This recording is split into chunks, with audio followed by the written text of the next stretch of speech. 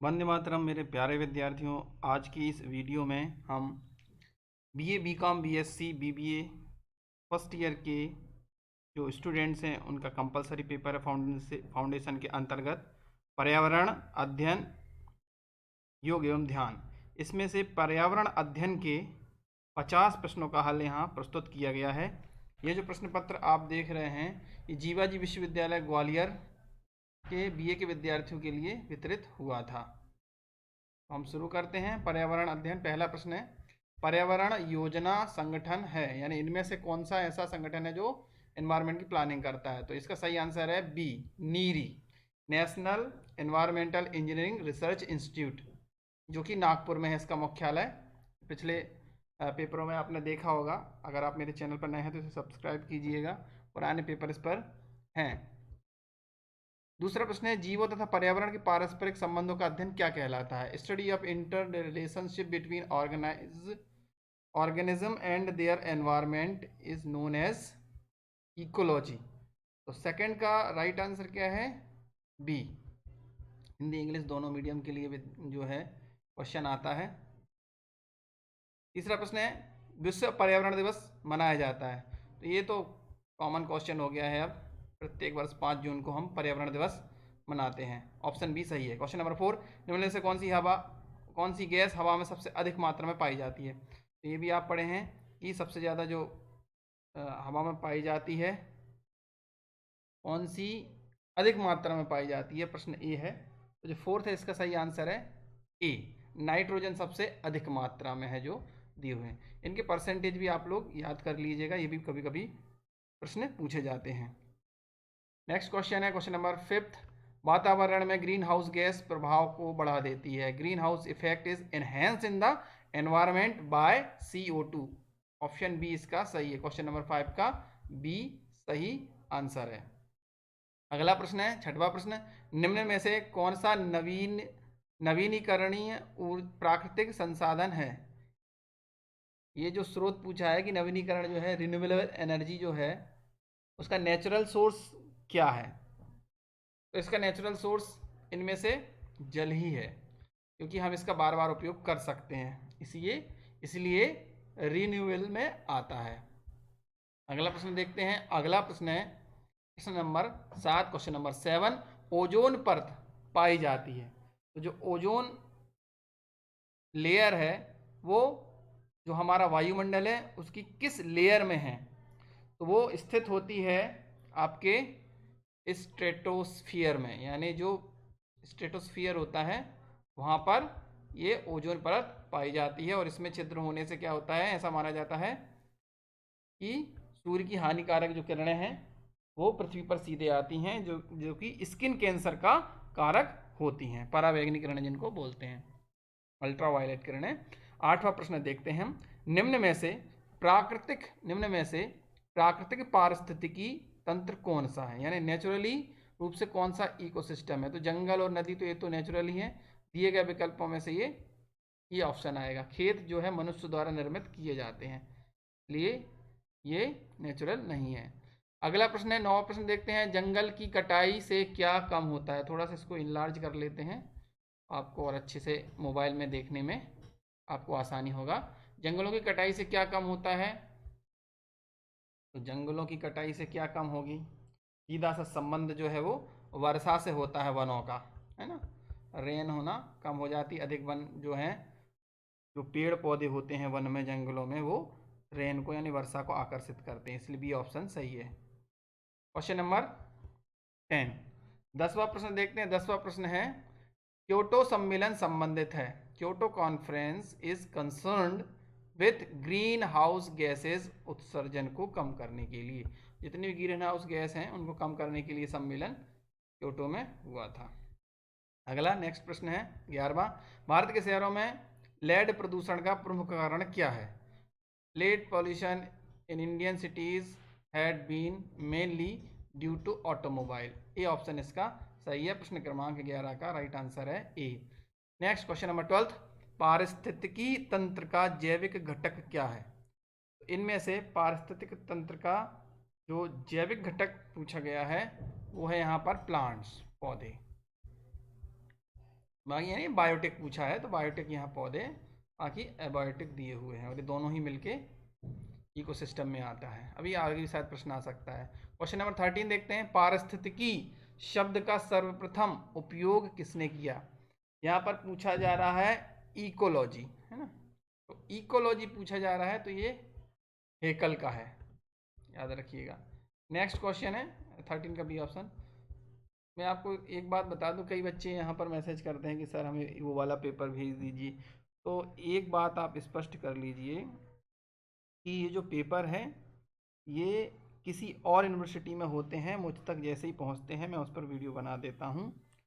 और ऐसा नहीं, कुछ बच्चे ये समझते हैं कि ये पेपर एग्ज़ाम होने से पहले ही मिल जाते हैं, ऐसा नहीं है। ये पेपर जब हो जाता है किसी यूनिवर्सिटी का तब वो पेपर होता है, तो ऐसा कभी नहीं होता है। तो आप इस वीडियो को देखकर इस प्रकार की सामग्री हासिल करके आप अपनी जो एग्ज़ाम होने वाली है आपका विश्वविद्यालय जो आपकी एग्ज़ाम लेगा उसको क्या कर सकते हैं, उसमें अच्छे अंक ला सकते हैं। मेहनत आपको ही करना है, बार बार आप अभ्यास कीजिए। इस चैनल पर बहुत से हिंदी, इंग्लिश, पर्यावरण, योग एवं ध्यान जो आपके फाउंडेशन के चारों पेपर हैं, फर्स्ट ईयर और सेकेंड ईयर के भी पेपर हैं, हो सकता है आपको आगे थर्ड ईयर के भी मिले। अभी थर्ड ईयर के जो है कम हैं, पर सभी फाउंडेशन के जो 4 कंपलसरी पेपर हैं उनको मैं उपलब्ध करा रहा हूँ। दूसरी बात, अगर कोई प्रश्न जो है उसका उत्तर आपको लग रहा है कि ये नहीं, ये सही है, तो आप अपने स्तर से भी देख सकते हैं। वैसे उपलब्ध जो बुक्स हैं और जो एक्सपर्ट हैं उनसे सहायता लेकर ही ये वीडियो बनाई जाती है। फिर भी अगर आपको कहीं त्रुटि आ रही है, और इसमें क्या होता है, जो आपका विश्वविद्यालय है उसकी उत्तर कुंजी आती है, आंसर की आती है, और उसका निर्णय सर्वमान्य होता है। अभी तक इसमें चैलेंज करने की कोई व्यवस्था नहीं है आज तक कि यूनिवर्सिटी के जो उत्तर दिए हैं उनको आप चैलेंज कर सको।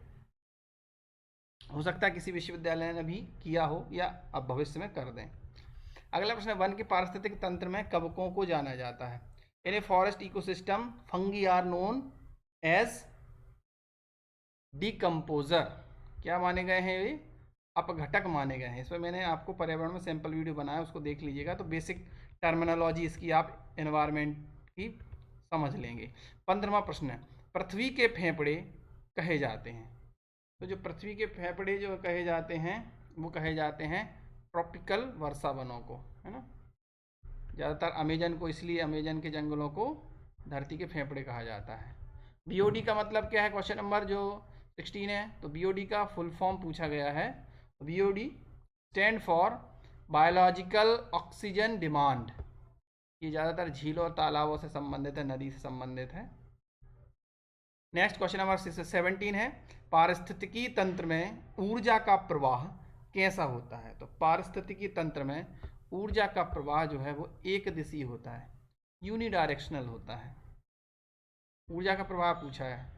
इनमें से कौन प्रकाशीय ऊर्जा को रासायनिक ऊर्जा में बदल देते हैं? तो जो हरे पौधे होते हैं वो क्या करते हैं, वो सोलर एनर्जी को केमिकल एनर्जी में बदल देते हैं। पौधे क्या है, हरे पौधे किससे भोजन बनाते हैं? सूर्य से भोजन बनाते हैं। तो सूर्य की या सोलर एनर्जी से वो अपना भोजन तैयार करते हैं, यानी अपने लिए केमिकल एनर्जी बना रहे हैं, इसलिए ग्रीन प्लांट इसका सही आंसर है, ऑप्शन ए।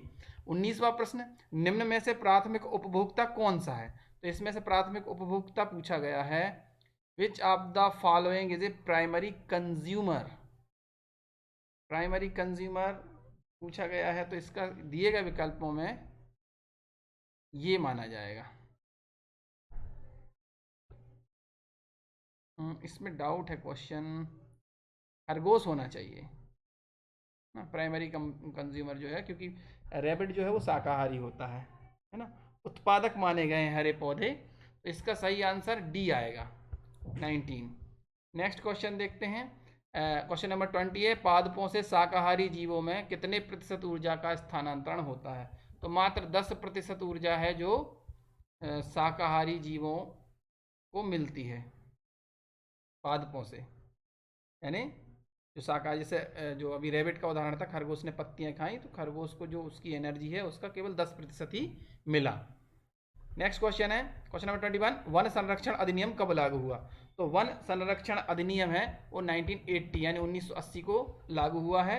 21 का राइट आंसर है ए। नेक्स्ट क्वेश्चन है, निम्न में से मानव निर्मित ग्रीन हाउस गैस कौन सी है? तो मानव निर्मित ग्रीन हाउस CFC है ना, क्लोरोफ्लोरोकार्बन।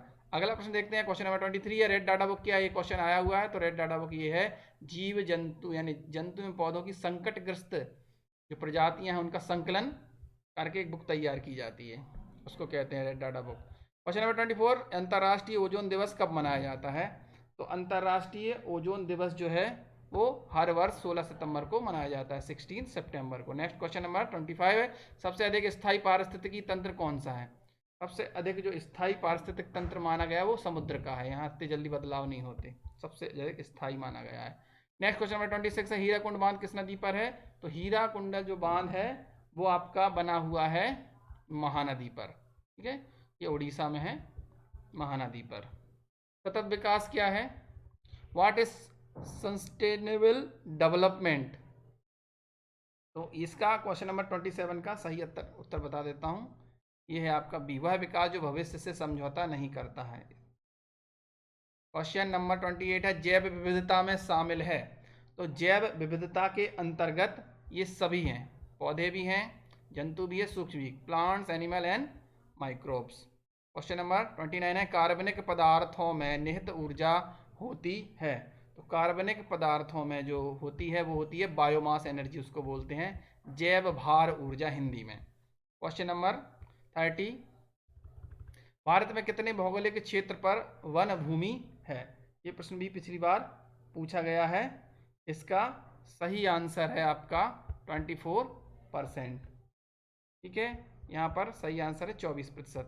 अगला प्रश्न है, गंगा एक्शन प्लान किस वर्ष में शुरू किया गया? तो गंगा एक्शन प्लान जो है वो शुरू किया गया था आपका 14 जनवरी 1986 को, 14 जनवरी 1985 है इसमें, तो 14 जनवरी 1985 सही आंसर है, डी इसका सही आंसर आएगा। क्वेश्चन नंबर 32 है, केवलादेव राष्ट्रीय उद्यान कहाँ स्थित है? तो जो केवलादेव राष्ट्रीय उद्यान है वो है राजस्थान में, याद रखिएगा। अच्छा प्रश्न पत्र बना है, फर्स्ट ईयर लास्ट ईयर जो है जीवाजी विश्वविद्यालय काफ़ी टफ पेपर था पर्यावरण का, इस बार काफ़ी इजी भी है। भारत में पक्षी विज्ञान के जनक कौन माने जाते हैं? देखिए ये तो बहुत अच्छा प्रश्न है, डॉक्टर सलीम अली को पक्षी विज्ञानी का जनक माना जाता है भारत में। तो 33 का आपका ए आंसर सही है। अगला प्रश्न है 34, पर्यावरण में शामिल है? तो पर्यावरण में क्या है? जैविक अजैविक दोनों शामिल है, बायोटिक एंड अबायोटिक। तो ये बोथ सी आंसर आ जाएगा, ए एंड बी। 34 का सी आंसर सही है। क्वेश्चन नंबर 35 है, सिरपुर झील कहाँ है? तो सिरपुर झील जो है इंदौर में स्थित है। नया क्वेश्चन आया है, नया क्वेश्चन पूछा गया है, सिरपुर तालाब बोलते हैं वहाँ पर, इंदौर में। 36 है, कूनो राष्ट्रीय उद्यान कहाँ पर स्थित? तो कूनो तो बहुत ही प्रसिद्ध रहा है, पेपर में भी कई बार आया है ना। यहाँ पर चीते, अफ्रीका के चीते लाए गए थे मध्य प्रदेश सरकार द्वारा। तो 36 का आंसर ए सही है। कूनो राष्ट्रीय उद्यान प्रसिद्ध है, देखिए यही प्रश्न पूछ लिया गया है। तो कूनो राष्ट्रीय उद्यान चीतों के लिए प्रसिद्ध है, यहाँ अफ्रीका के चीते है ना आए हैं। अब कहाँ पर ये आप मुझे कमेंट बॉक्स में कमेंट दीजिएगा। अगला प्रश्न चलते हैं, 37 का ए सही है। 38 है, अम्ल वर्षा में मुख्य रूप से क्या होता है? तो अम्ल वर्षा में मुख्य रूप से होता है आपका SO2 और NO2, ठीक है, सल्फर डाइऑक्साइड और नाइट्रस ऑक्साइड। 39, भोपाल गैस दुर्घटना का कारण क्या था? तो भोपाल का तो कांड आपको पता ही है, 2 दिसंबर की रात के दरमियान यहाँ पर जहरीली गैस का रिसाव हुआ था। उस गैस का नाम क्या है? Methyl isocyanide.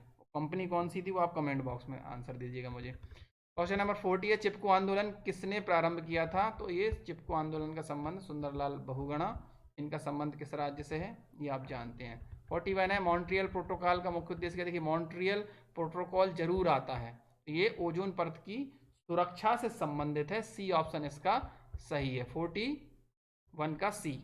थोड़े से क्वेश्चन और बचे हैं, जल्दी जल्दी खत्म करते हैं इसको। 42, माधव राष्ट्रीय उद्यान कहाँ स्थित है? तो माधव राष्ट्रीय उद्यान जो है कहाँ पर स्थित है? ये इसका आंसर भी क्या है? सी आएगा, ये मध्य प्रदेश में ही है। WWF क्या है? तो WWF क्या है? विश्व वन्य जीव कोष यानी वर्ल्ड वाइड लाइफ फंड है। तो इसका 43 का सही आंसर है ए। नेक्स्ट देखते हैं 44, क्वेश्चन नंबर 44, पृथ्वी पर ऊर्जा का प्रमुख स्रोत क्या है? ये बहुत इजी क्वेश्चन है। पृथ्वी पर ऊर्जा का सबसे बड़ा स्रोत है सन यानी सूर्य। 45वां प्रश्न, वातावरण में कार्बन डाइऑक्साइड का प्रतिशत। देखिए मैंने पूछा था, बताया था अभी, आप इसका प्रतिशत याद रखिएगा। तो ये प्रतिशत क्या है, 0.03% कार्बन डाइऑक्साइड की मात्रा कहाँ पर है, हमारे वायुमंडल में, जो वायु है उसमें उपलब्ध है। सबसे ज़्यादा नाइट्रोजन है। 46वां प्रश्न, मध्य प्रदेश में किस नदी पर प्रोजेक्ट घड़ियाल चल रहा है। ये प्रश्न भी इनडायरेक्टली पूछा गया है। तो ये क्या आपको पता है, ग्वालियर चंबल के लोग जानते हैं इसको, और आपको भी पता होगा क्योंकि ये पेपर उसी ग्वालियर यूनिवर्सिटी के अंतर्गत हुआ है। तो ये चंबल नदी में घड़ियाल प्रोजेक्ट चल रहा है। काफ़ी घड़ियाल हो गए हैं। ट्रेन से आप जाएंगे, मुरैना ग्वालियर वाली पुल है, वहाँ से भी कभी कभी गर्मियों के दिनों में आपको देखने को मिल जाएंगे। अगला प्रश्न है 47, कांटेदार झाड़ियाँ किस प्रकार की वनस्पति हैं। तो कांटेदार झाड़ियाँ जो हैं वो मरुस्थलीय हैं। कैक्टस वगैरह होता है ना, उसको जेरोफाइटिक जेरोफाइटिक बोलते हैं। बी ऑप्शन इसका सही है। अगला प्रश्न है, मिनीमाता बीमारी होती है यानी किससे होती है। Minimata disease is caused by समुद्री प्रदूषण, है ना। समुद्र में क्या होता है, जो आपका मिथाइल मरकरी होती है ना, पारा, वो घुल जाता है, और सी फूड जो लोग खाते हैं उन्हें ये बीमारी होती है। लाइकेन क्या है, लाइकेन एक अच्छा एक है। लाइकेन क्या है, कवक और शैवाल दोनों है, ठीक है। फंगी एंड एलिगी दोनों हैं। सी आंसर इसका सही है लाइकेन का। केंद्रीय, लास्ट अंतिम प्रश्न है, केंद्रीय प्रदूषण नियंत्रण संगठन का गठन कब हुआ। When the central pollution control board established in 23 सितंबर 1974। सी आंसर इसका सही है। ये सारे प्रश्न हो गए हैं। Thank you for watching. आपकी परीक्षा के लिए आपको ऑल द बेस्ट। चैनल पर बने रहिएगा।